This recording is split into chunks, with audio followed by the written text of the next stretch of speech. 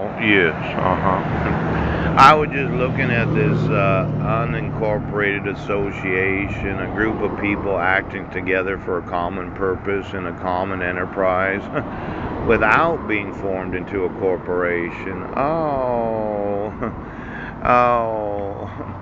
Then there's what's known as the United States of America, the union of all the states under the United States Constitution, with governmental control vested in the people of the various states. Ouch.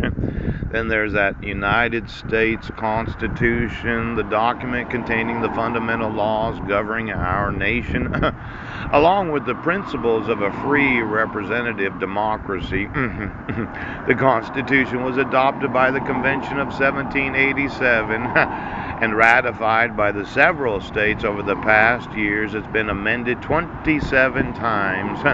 See pages 539 to 556 for full Constitution and amendments. Hooch. Then there are those United States courts, the federal courts of the United States. Hooch. The Supreme Court was established by the Constitution. And as the highest federal court, courts of lesser federal authority are established by acts of Congress. Yes. Then there's the United States passport. See Appendix 6. Choo. And then the unjust enrichment doctrine of the principle stating that if one obtains property or money unfairly, even if not unlawfully, he should return it. The unjust enrichment of those that control the ties of those in the congregation. Oh my gosh, an unlawful act, an act that is contrary to or violates an existing law. Seems that some pastors have been the head of congregations and they've been enriching themselves at the expense of those that they had to be on. Now these associations, yes, I understand that you're a missionary organization. You thought we were going to go the way. Why don't you give me all the associations, organizations, and affiliations of every missionary group of individuals, inclusive of Mormons? Pooch. You didn't decide to go the left side and the right side where you had to be missionaries in a foreign nation, but you'd already had an orgasm. Maybe it wasn't intercourse, but somebody did suck your dick before. Pooch.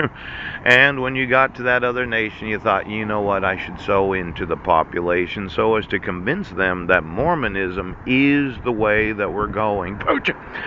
Now, for a lot of those evangelicals that thought we were going King's Way, where you're just going to go to another nation and you're going to sow in and somebody's going to suck your dick in the congregation. Well, why don't you get me all the evangelical associations, organizations, and the affiliations of every missionary organization in the world?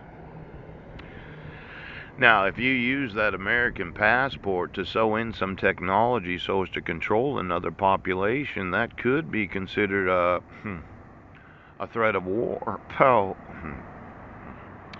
Now, I know this Constitution that you will not support and defend. Pooch.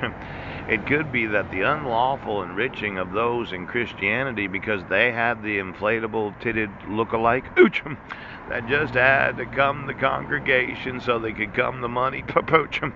I would say the whole concept of fucking through the congregation is the unlawful enrichment of evangelicals to control the actual finances. It might not be a crime, okay? The guy gave $25,000 tithe. He felt the Lord wanted him to do it, but your fish twin look-alike that has the inflatable tits, yes, actually had control of his dick, and that ultimately had control of his finances.